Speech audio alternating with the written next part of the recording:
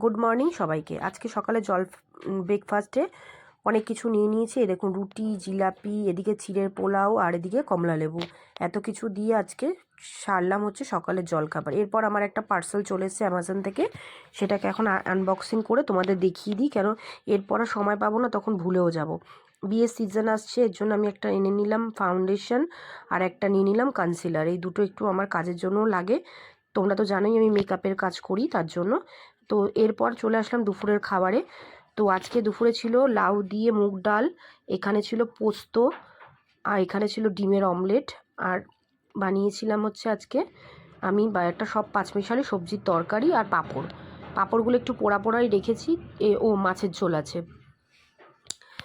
এবার আমি দুপুরবেলা একটু দেখুন বিছানাটা দেখিয়ে দিচ্ছি। এবার আমি দুপুরবেলা যেই জানলাটা একটু খুলেছি, দেখি হনুমান এসেছে।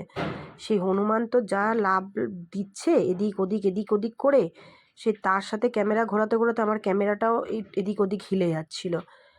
আমি যতই ডাকার চেষ্টা করছিলাম কলা দেবো বলে, তো তারা তো শুনতে পাচ্ছে না, এদিক ওদিক করে হিলে চলে যাচ্ছে।